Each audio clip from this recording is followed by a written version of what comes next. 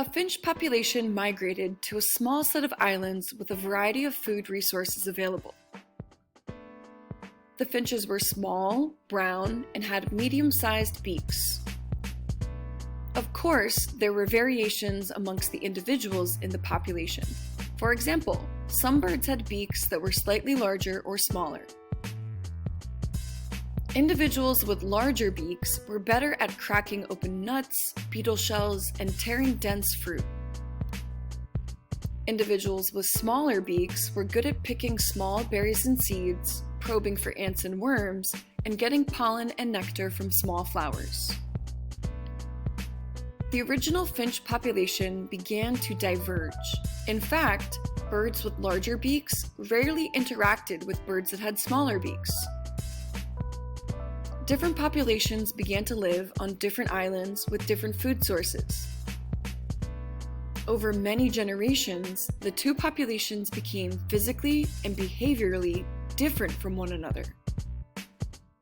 They became two different species. In the new small beak species, some finches had beaks that were pointier than others. The pointier variation was better suited for probing and poking. They stopped competing with the other members of the population that mostly went after seeds and berries.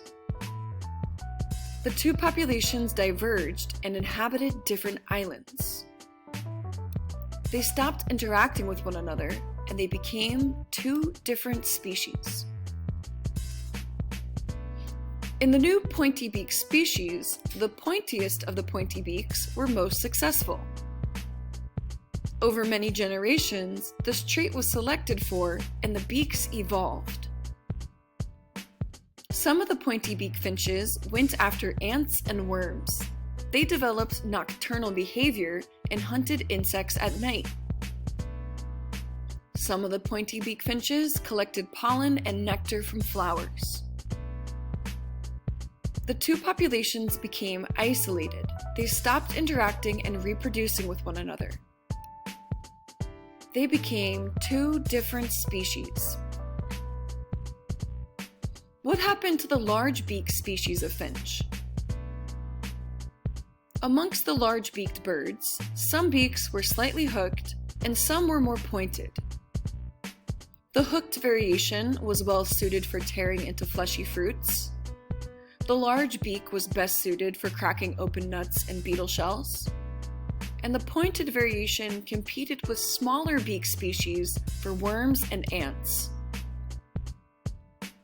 The population diverged, and over many generations of natural selection, these populations became different from one another. They became physically and behaviorally different, and they became different species. The large pointed beak species competed with small pointed beaks for many generations. The large beak was less suited for fitting into small spaces. As the small pointy finch species continued to evolve, the large pointy finch could no longer compete. The large pointy finch eventually went extinct. When populations diverge and natural selection takes place, new distinct species can emerge. Populations can diverge because of geographical or behavioral isolation. In the case of our finches, they diverged because of their feeding habits and because of the island they inhabited. They were both behaviorally and geographically isolated. Populations officially become different species when they are physically, behaviorally, or physiologically different enough that they no longer reproduce with each other.